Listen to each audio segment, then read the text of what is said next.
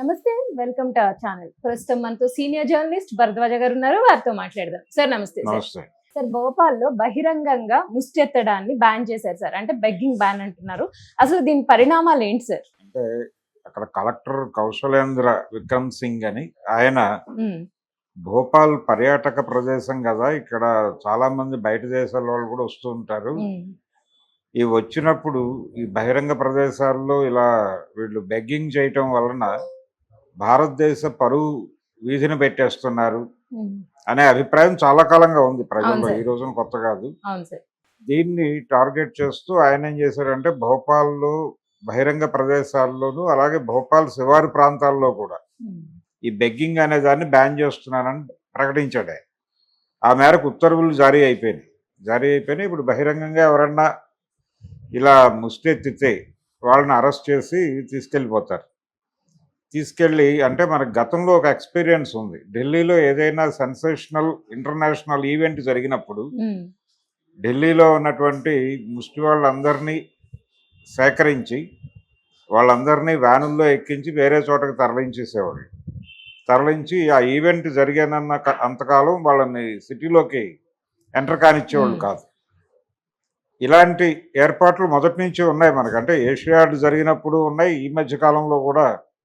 అలాగే American president ఇలాంటి వాళ్ళు ఎవరైనా వచ్చినప్పుడు కూడా రోడ్ల మీద ఎక్కడా ముష్టి వాళ్ళు కనిపించకుండా జాగ్రత్తలు తీసుకోవటం ఇలాంటివి మన వాళ్ళు చేస్తూ ఉంటారు మొదటి నుంచి. కానీ అసలు బేసికల్గా ఈ ముష్టి వాళ్ళు ఎక్కడి నుంచి ఉత్పత్తి అవుతున్నారు అనే దగ్గర కదా నువ్వు పని చేయాల్సింది. అది మానేసి వీళ్ళు ముష్టి వాళ్ళని మేము రోడ్డు మీద ఎవరైనా ముష్టి ఎత్తితే మేము సహించం అని చెప్పి మాట్లాడుతూ ఉంటారు. అలాగే ఈ ముష్టి బ్యాన్ చేయటం ద్వారా వీళ్ళందరిలోనూ కష్టపడే తత్వాన్ని పెంచుతాము అని చెప్తారు. కానీ అది ఐడియాలజీ బాగానే ఉంటుంది, మాట్లాడేటప్పుడు బాగానే ఉంటుంది, కానీ మరి కష్టపడతాము అన్న వాళ్ళకి పని దొరుకుతుందా అనేది ఒక గొడవ. ఇంకోటి, వీళ్ళందరూ ఎక్కడి నుంచి వస్తున్నారు? ఇప్పుడు రోడ్ల మీద ఏ ఆధారం లేకుండా పడుకుని ఉంటారు. వాళ్ళకి ఏ ఇతర ఆస్తులు ఉండవు. ఏ ఆస్తులు లేకుండా నగరాల్లోకి వచ్చి రోడ్ల మీద పడుకుంటున్నటువంటి వాళ్ళల్లో మెజారిటీ జనాలు ఎక్కడో చోట నిర్వాసితులైన వాళ్ళే. అంటే ఎక్కడో చోట భూములు కోల్పోయి ఇక్కడికి వచ్చిన వాళ్ళే. అది రకరకాల ప్రాజెక్టుల కింద కావచ్చు.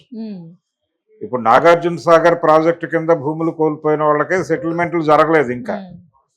కాబట్టి చాలా ప్రాజెక్టుల కింద నిర్వాసితులు అయిపోయినటువంటి వాళ్ళు ఆ దగ్గరలో ఉన్న నగరానికి వెళ్ళి ఏదో రకంగా బతికేస్తూ ఉంటారు. వీళ్ళు ఎక్కడో చోట ఏదో ప్రభుత్వ పౌరంబోకు భూమిలో ఎక్కడో గుడిసెలు వేసుకుని బతుకుతారు ఒక దశలో.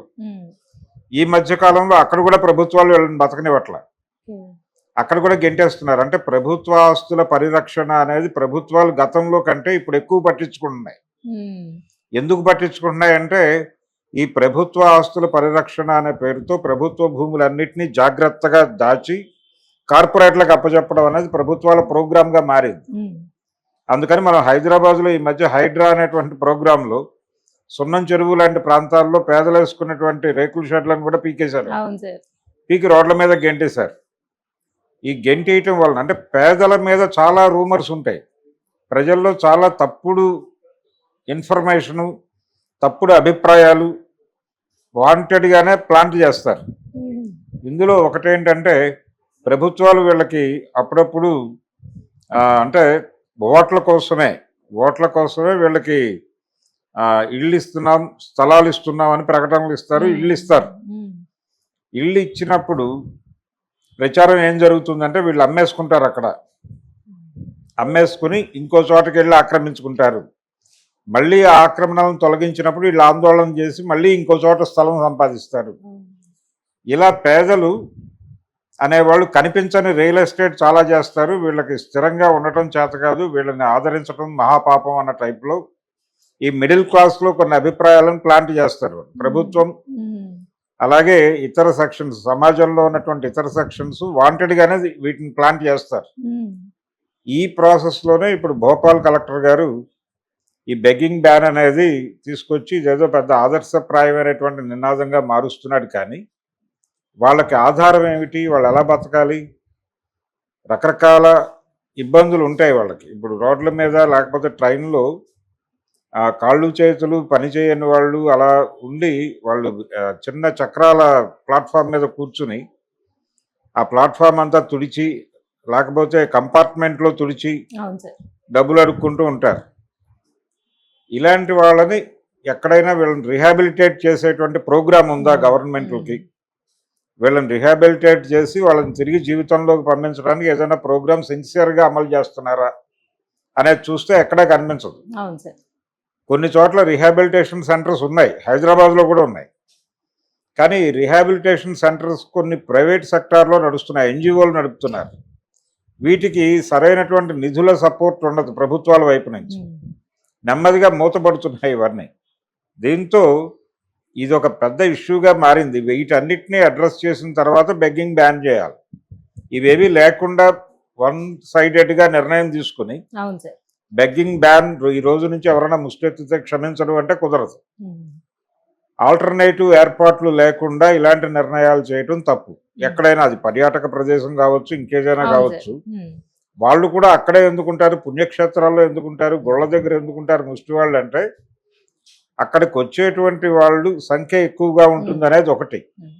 గుళ్ళ దగ్గర ముష్టి వాళ్ళు ఎందుకు ఎక్కువ ఉంటారంటే ఈ వచ్చేటువంటి వాళ్ళు ధార్మిక స్వభావంతో వస్తారు కాబట్టి ఏదో నీ వలనే నీ పొరుగువాడికి సాయం చేయమని యేసు చెప్పినట్టు, అలాగే ప్రతి మతంలోనూ ఇలాంటి మీ పక్కవాడిని ఆదుకోండి అనేటువంటి ఒక ఫిలాసఫీ ఉంటుంది.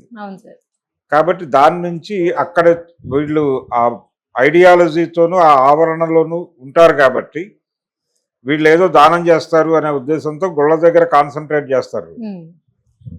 ఇది ఒక ప్రోగ్రామ్ కాబట్టి అక్కడ గుళ్ళ దగ్గర ముష్టి వాళ్ళు ఉండకూడదు, లేకపోతే పర్యాటక ప్రదేశాల్లో ముష్టి వాళ్ళు జనాలు కూడే దగ్గర వాళ్ళు ఉంటారు.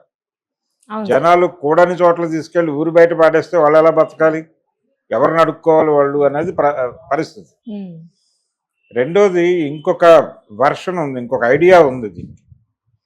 ఆ ఇంకో ఐడియా ఏంటంటే బెగ్గింగ్ బ్యాన్ చేయాలి అనుకున్నప్పుడు ప్రభుత్వమే అంటే అర్హులైనటువంటి ముష్టి వాళ్ళని గుర్తించాలి. ముందు ఎన్రోల్మెంట్ సెంటర్లు పెట్టి మాకు ఏ ఆధారము లేదు, ఇది తప్ప ఎవరో ఒకళ్ళు సహాయం చేస్తే తప్ప మా బతుకు వెళ్ళదు, మాకు ఏ రకమైన సపోర్టు లేదు, మా శరీరం కూడా మేము బతకడానికి సహకరించదు, కానీ ప్రాణం ఉన్నంతకాలం బతకాలంటే ఏదో ఒకటి తినాలి కాబట్టి డబ్బులు కావాలి కాబట్టి మేము ముష్టించుకుంటున్నాం అనే పరిస్థితిలో ఉన్నవాళ్ళు ఎవరు అనేది ఐడెంటిఫై చేసి వాళ్ళకి అంటే వాళ్ళకి రిహాబిలిటేషన్ చేసి ప్రభుత్వాలు కావాలంటే ఈ రిహాబిలిటేషన్ సెంటర్లని నిర్వహించడం కోసం కార్పొరేట్ కంపెనీలకు, వీళ్ళు ఏ కార్పొరేట్ కంపెనీలకు అయితే ఫెసిలిటేట్ చేస్తున్నారో ఈ కార్పొరేట్ కంపెనీలకి ఒక సెస్ వేసి వీళ్ళ కోసం, అంటే వాళ్ళు చేసే ప్రతి ఆర్థిక లావాదేవీలోనూ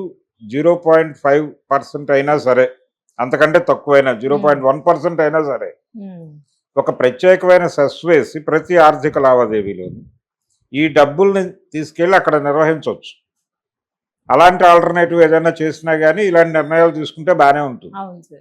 కానీ ఇలాంటి ప్రత్యామ్నాయ ఆలోచనలు ఏవీ లేకుండా వన్ సైడెడ్గా బెగ్గింగ్ బ్యాన్ అనేసి ఆయనని దీన్ని దేశవ్యాప్తం చేస్తామని పాలకులు మాట్లాడి ఇదేదో చాలా గొప్ప విషయం, ఆదర్శప్రాయమైనటువంటి విషయంగా మాట్లాడటం మిడిల్ క్లాస్ని కనెక్ట్ చేసుకుంటుంది. కానీ నిజంగా ఈ దేశంలో పరిస్థితి ఏంటి, ముష్టి వాళ్ళు ఎక్కడి నుంచి ఉత్పత్తి అవుతున్నారు, వీళ్ళు ఉత్పత్తి అవటం వెనకాల సమాజం పాత్ర ఏంటి అనేది ఆలోచించగలిగితే ముష్టి నివారణ అనేది అంత